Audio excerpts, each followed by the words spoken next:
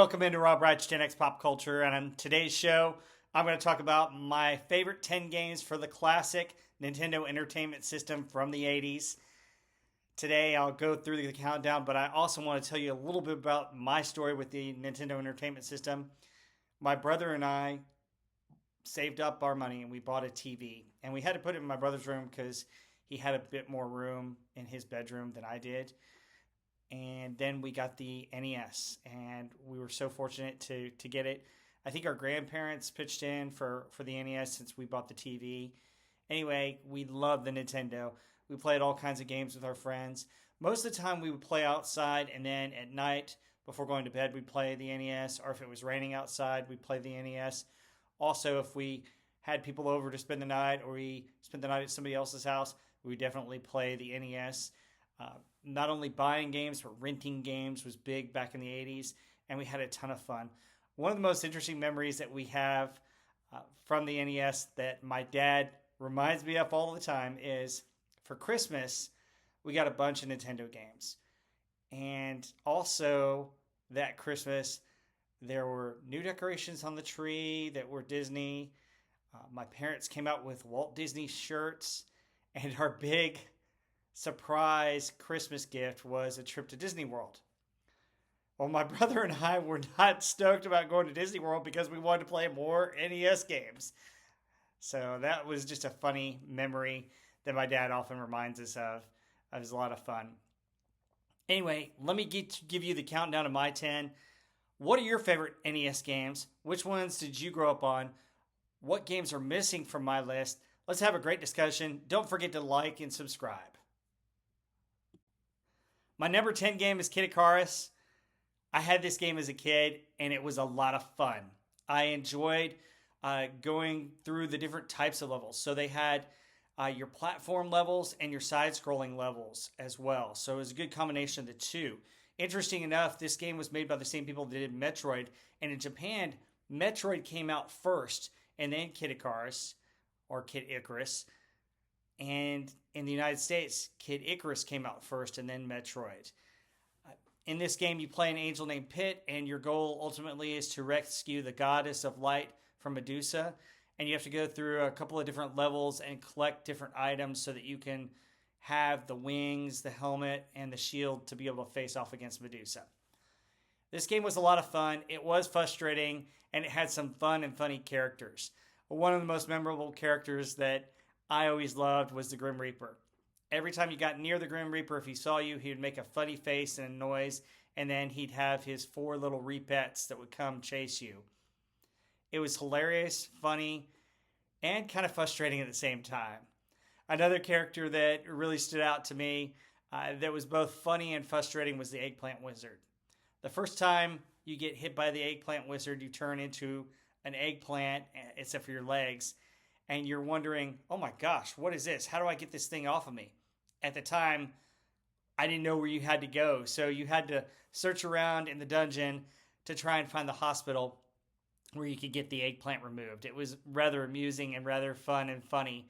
Unfortunately, you couldn't shoot anything or do anything with half your body covered with an eggplant. Those things were amusing, but it would get challenging sometimes, hard to avoid them in some of the levels. I did beat this game. It was a joy when I finally beat it. There are like 4 different endings depending upon how many points you have and how many different things you've got. And that made it even more enjoyable because you wanted to try and earn the different stuff so that you could get the better ending for your character. So anyway, that's Kid Icarus. A lot of fun. Great game. My number 9 game is TMobile. I had to limit myself to one sports game on here. Otherwise, most of my top 10 would be sports games because I loved playing sports games. I love playing sports. We just had a lot of fun both playing outside and playing inside with this game. Now, this game is known for Bo Jackson. Super TMobile is where he was unbelievable, but TMobile, he was really good and almost unstoppable as well. But let me tell you about 2 other plays that were interesting that we had to ban when we played against each other. So the tight end for the New York Giants and the tight end for the Chicago Bears had a play. It was pass number 1. If you dumped it off the tight end, even if you double covered him, the tight end would always catch the ball. It didn't matter who was on him. It didn't matter if you were in front of him, because usually you could run in front of the guy if you're player two, and 9 times out of 10 you would get the interception if you were right there when the ball was thrown. Never worked against the tight ends for either of these two teams on pass number one. So we had to kind of ban that play when we played. The cool thing about it is we play kind of tournament style against each other. Everybody picked whatever their team was, and we would just go, okay, you're playing this guy and you're playing this guy next. And it was a lot of fun. One of the most memorable tournament games was one of my buddies, he was playing his older brother, and my friend was the Cleveland Browns and his brother was the Denver Broncos. And my friend was down by about 4 points late in the game, and he had Bernie Kosar at quarterback. And Bernie Kosar was a great quarterback for the Browns. However, he wasn't one that would scramble or stiff arm or get physical. He just was a precision passer. Anyway, my friend, it's getting the waning seconds. He's trying to go down the field. And one of the tricks is you always kind of run your quarterback backwards so your receivers get further downfield. So he's doing that, and the defender's about to get him. And Bernie Kosar stiff arms the guy, and then he throws a touchdown pass to win the game. It was the craziest thing. We talked about that for the longest time because that didn't occur in real life. That barely occurred in the game, and it was just something fun to talk about with that. It was a great moment in TMobile history amongst my friends. And that's what made this game so great. Back then, we didn't have the John Madden. It hadn't come out yet. It came out on Super Nintendo. I don't think there were many football games. You had 10-Yard Fight and NCAA football, which was okay. It wasn't as good as TMobile. TMobile was probably the best football game on the NES, bar none. You know those games that are really difficult, but they're a lot of fun to play? Well, my number 8 one is one of those games. That's Battletoads. Battletoads is a blast to play. The control on this game is amazing. The way that you can punch and kick, it was better than Double Dragon. Plus, the other aspect of this game was the Toads were funny. Their reactions to different things, as you see up in the upper corner to one of the bosses, the Toad drops his jaw and is surprised at a mechanical being that they've got to defeat. We had a lot of fun playing this game. You could try and play together and try and beat the game, but what ended up happening more often than not was, since you could hit each other and beat each other up, we'd end up getting in fights with each other over the game. So one time, somebody accidentally hits you, and then you have to hit them back, and it turns into a melee between the two Toads. And instead of trying to go beat the level, we're trying to beat each other up and kill each other.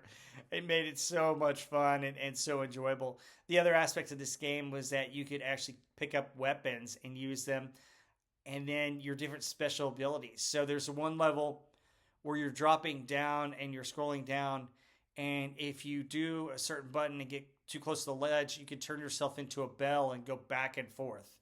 It was awkward but funny because you'd knock everything down, and if your buddy was anywhere near that, you would knock your buddy down. And that's another way that we fought. The other thing about that level was if you kill a bird, you could use its beak as a sword, which is kind of awkward and crazy, but nonetheless fun. The problem with this game is it was too hard too early. So the third level, the third stage, where you're on the bike and you have to jump and move right to left so fast, I had such a hard time getting through that level. I eventually did, but it was just so difficult. You see it in the left-hand corner. You had to be very, very fast with your reflexes and kind of know the board before you got through it. And it took forever to try and learn that. But this game was so enjoyable and so much fun to play, you wanted to try and do it every single time. Did you ever have an arcade game that you wish was on the NES? Well, we finally got one with Teenage Mutant Ninja Turtles, the arcade game. Now, the NES had a Ninja Turtles game. It was okay, but it was really, really difficult. I finally got to the higher levels in that game, but it took forever figuring out how to do all the tricks, especially the underwater defusing the bombs and stuff. But The game that we really wanted was the Ninja Turtles arcade game. We played it at Putt Putt, and we played it at other arcades that they had throughout the 80s, like in the mall and at different places. And it was always one of the most fun games, especially to play with friends. This game is a lot of fun to play with friends, and just the different aspects of the Ninja Turtles. The cartoon was very popular back in the late 80s, early 90s, and they did some aspects of the cartoon in this game which made it a hit. So the Ninja Turtles themselves would say cowabunga and pizza time and all the different phrases that they would say in the cartoon. The villains would say some of their phrases from the cartoon, and it made it a lot more fun to play.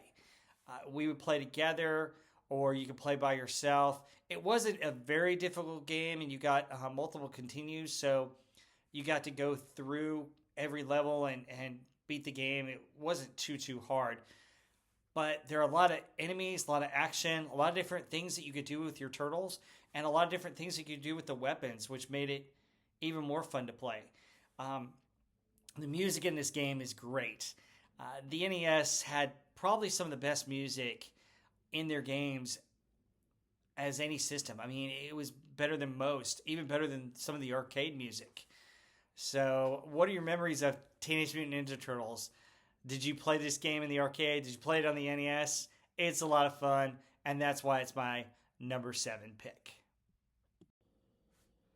I know I mentioned TMobile is my favorite sports game, and it really is, but I couldn't leave out Mike Tyson's Punch-Out, so it's my number 6 game. This game was difficult to play. It was hard to figure out when you first got it and didn't read the directions and you tried to just fight your enemy, like we all did. But eventually we started to figure out how to punch, what the weaknesses of each character was, and what we needed to do to eventually get to Mike Tyson to try and beat him, which was so difficult because if he hits you one time, you're knocked flat. I had a difficult time with this game. I couldn't quite get to Mike Tyson. I always had trouble with sometimes Soda Popinski, sometimes Mr. Sandman, sometimes the second Don Flamenco gave me trouble, but Super Macho Man gave me a lot of trouble as well. So I never actually got to Mike Tyson. I used a cheat code to finally face him and couldn't beat him. It was too hard, too difficult for me. But that was part of the fun of this game. A lot of times, it's a one-player game, so a lot of times what we would do is we would trade off, okay, I'll fight this guy, you fight that guy. Or, hey, let's see who can get the furthest without having to continue. And then when you had continue, we'd reset and start over and see if the other guy could get as far as you could. That's the beauty of this game. That was the fun. The characters in this game also made it a lot more fun. You had characters from every country surrounding the globe, which made it interesting, and they all had superpowers. There's one guy that disappears and reappears. There's another guy that just charges you, and it's hard to block that. Another guy that's just a huge fat guy that you hit him in the stomach and his pants start falling down, and then you easily knock him out because he can't get back up. That was the beauty of this game. The other thing is Mario was the referee, so it made it even more enjoyable. Mike Tyson sponsored it. Later on, his sponsorship ran out, and Nintendo decided not to renew it. And now it's Mr. Dream who you fight in later versions of the game. But Mike Tyson was just the greatest fighter of the 1980s. We would watch his fights. They wouldn't last very long because he got several knockouts, and he was just a fantastic fighter. He's awesome in this game, and it lives up to his real-life reputation. Trying to face him, there's certain tricks that you've got to know in order to face him, in order to fight him. And I think that the game's set up to where you can never knock him out. You can only TKO him or win by decision, as I recall. What are your memories of Mike Tyson's Punch-Out? Did you beat Mike Tyson? Let me know in the comments below. My number 5 game is Castlevania III. I think it's the best of the 3 Castlevania games on the NES, and it's actually a prequel. So in the first 2 games, you're Simon Belmont. In this game, you're his ancestor, Trevor. And it's a lot of fun taking Trevor along, trying to defeat Dracula. The other great thing about this game is that there are 3 companions that you can go one at a time with him, and they all have their special powers. So you have Sephra, who is a magician, and she can shoot her magic spells, and it's like 3 balls that go across the screen that can shoot at enemies, kind of like the spreader gun in Contra.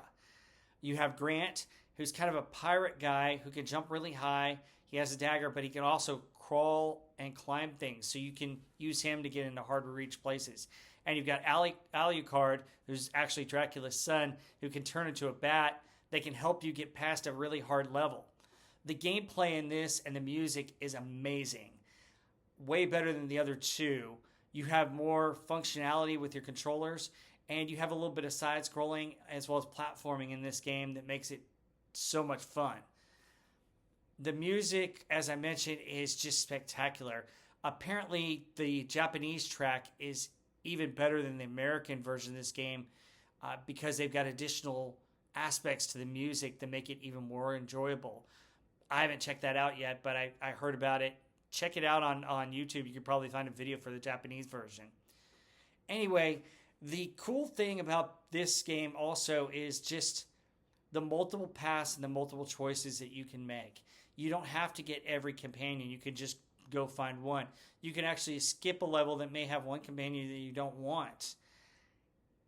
And that makes it enjoyable. You can also tell one companion, hey, I don't want you. I'm just going to stick with this person. Or, hey, you come on and then you go away. So it made it a lot of fun. The other cool thing is in the middle of the game, you can hit the select button and switch your character during play. You don't have very many games that were able to do that, and that made this game unique. Other cool aspects about this game, you could use a code for your name. If you typed in help me, you would get 10 lives instead of 3. Now, they did have unlimited continues, but you always had to start at the beginning of the level with a continue, versus if you have multiple lives, you just pick up where you left off.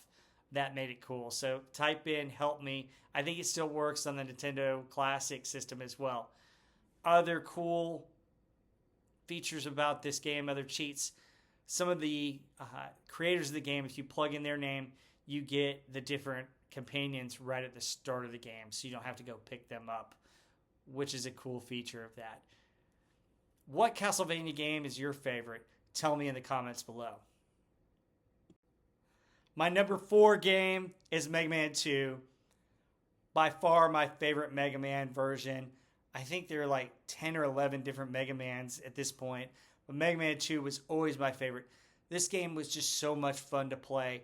The different controllers, the different bosses that you got to fight, the unique weapons that you would get when you would beat them made it so enjoyable.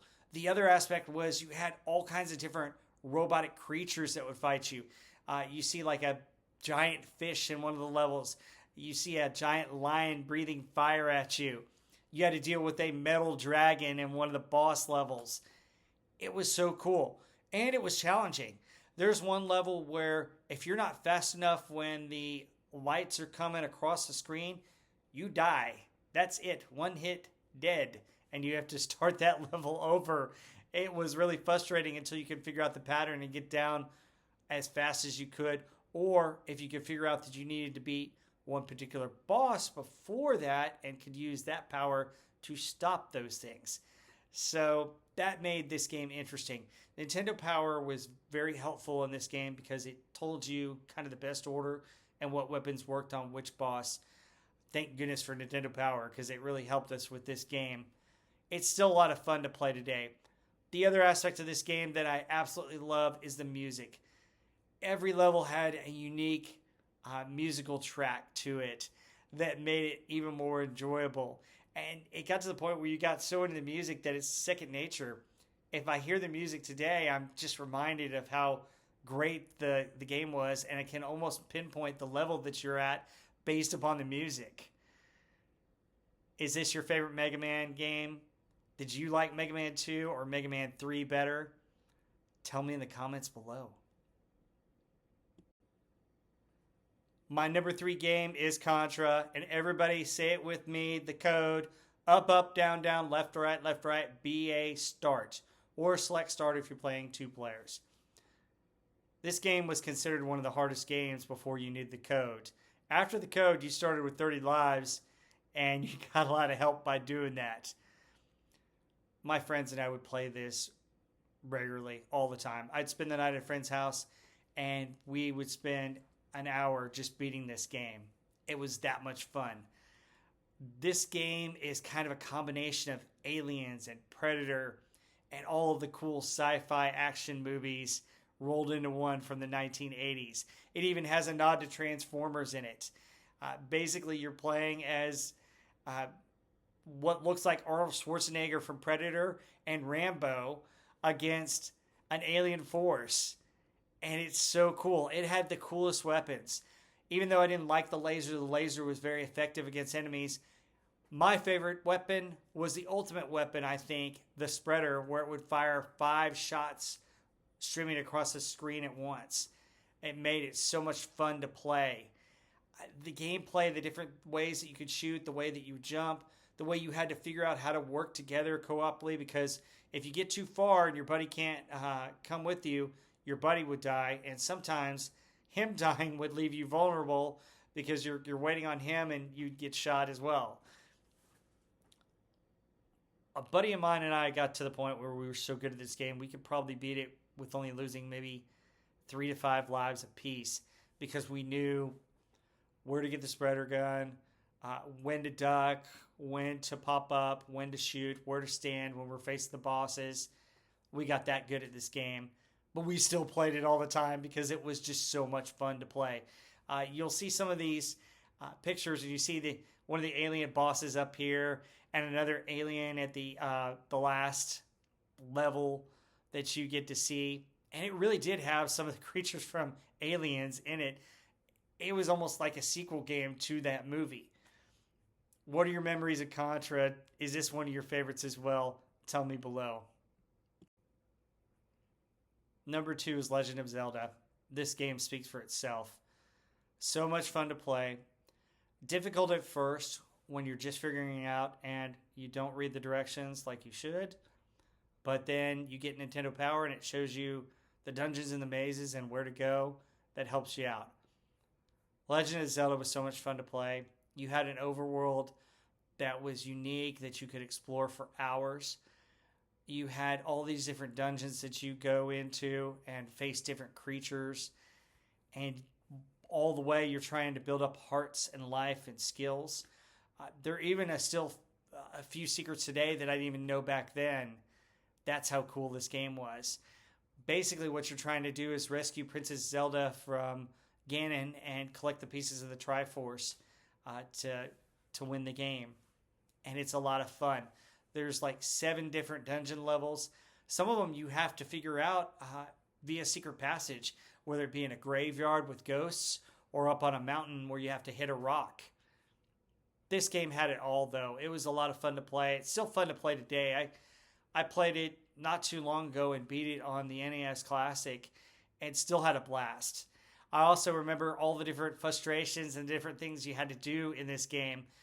Sometimes it was difficult because you would have to bomb an area that you forgot about in order to get, a key or something else that you needed to get to the boss. It made it challenging, but the challenge was the fun. Unfortunately, it was single player, and a lot of times my friends and I, we would trade off, okay, you play this level, I'll play this level, or let's see how far you can get before you die, and if you die once, then I'll take over and I'll play till I die. That's how we would trade off with this game. My brother and I would also trade off that way with this game. What are your memories of Legend of Zelda? Did you beat the game? Did you finally beat Ganon? Did you know about the arrow to beat Ganon? I remember it the first time when I played it and got to Ganon, and I'm trying to beat him, and I couldn't do anything to hurt him. And I'm like, what do you need to do? And finally, a buddy of mine had Nintendo Power and showed me, and it was like, you have to get this particular arrow and hit him with the arrow. I had no idea that you needed to hit him with the arrow. But I finally got the arrow and did it and beat the game. Number 1 on my list is probably the number 1 game on everybody's list for the NES system, Super Mario Bros. 3. The best of the NES Mario games by far. this game was so much fun to play. It actually came out in the arcade first to kind of test it in the US market before it was actually released on the NES system. And it was featured in a movie, The Wizard. Super Mario Brothers took gaming to the next level. It had different platforming and scrolling levels. You had different suits that Mario could get into, like the raccoon suit, which somehow he could use his tail to fly in. You could get in the frog suit, which allowed him to swim faster. There are so many secret levels and secret areas of this game that made it even more challenging and even more fun, especially when you run into them accidentally. You're ducking behind a thing, and all of a sudden you go behind the screen, and you end up running through it and end up getting a warp whistle. Oh my goodness. It was crazy. It was a lot of fun. We just had a blast playing this game. And you could play it 2-player, one person be Mario, one person be Luigi, and you kind of trade off different levels and getting different power-ups. There's so many secrets to this game that people today are still figuring out, secrets that they didn't know back then. And that's part of the reason why it was so enjoyable. The gameplay, the freedom that you had in the world, the different ways that you could defeat your enemies, it wasn't like the original Mario Brothers where you had to jump on them. You could do different things. You had the fireball as well. The raccoon tail, you could whack it and kill the enemies there. You'd get different power-ups, like you see the little boot in one of these pictures where he's just riding in a little boot and he's getting to move around and avoid enemies that way. A lot of fun. Most enjoyable game. Probably the number one game ever on the NES that they've created. So that's my top 10. I would be remiss if I didn't mention a few games that didn't quite make my top 10. Let me tell you about those games really quick. One of them I'd already mentioned, Metroid, was slightly out of my top 10. The only reason for that is I had trouble beating that game. That game got difficult, and finally, with Nintendo Power and the maps, I was able to get to one of the last bosses, and then Mother Brain and defeat her, and you have the cool ending, the secret ending that you didn't know about until somebody beat the game. But Metroid is just out of my top 10. Ninja Gaiden is also another one that was a blast to play, but it was so difficult. You get through the first couple levels, and then you get into like level 3 and level 4, where you had to get certain power-ups just to get past one little section of the game. Some of the jumps and some of the things got too difficult for me. I never beat that game, but it was fun to play. A couple of sports games that I want to throw in there. Super Dodgeball was a lot of fun to play with friends and solo. The main fun thing is when you hit a guy and he would get dazed and have this funny face. Always made me laugh. But the different things that you could do with running the ball and hitting somebody with it was just a lot of fun. And when we played tournaments against each other, we had a blast doing that. And it was always a rental that we had growing up. Baseball Simulator 3000 is a little-known baseball game. RBI Baseball, Bases Loaded, a couple of the other baseball games were great, but Baseball Simulator 3000 was unique. You could play in outer space. You had special moves and special hits and special pitches. There's one pitch where he pitches 1,000 balls at once, and it's always a strike. There's the tornado swing that you could pick, and a couple of other special features. It was a really unique baseball game that added some fun elements that made it enjoyable and a lot of fun to play. And finally, another game that my brother and I played religiously until we figured out what we were doing, Wizards and Warriors. Wizards and Warriors, you're a knight on a quest to try and save your beloved, and you have to go through these different levels, but you don't know where to go. You're in trees trying to figure out, do I go through this door? Do I go down this cave? What do I do here? How do I beat this? And finally, with the help of the magazine Nintendo Power, we finally figured out how to do that and finally beat that game. But we had a blast doing it. Anyway, what are your favorite Nintendo games? Share in the comments. Tell me what you enjoy. Do you still enjoy some of them today? Do you have an NES Classic or some kind of modulator that you play these great Nintendo games on? Share, like, and subscribe, and we'll see you on the next one.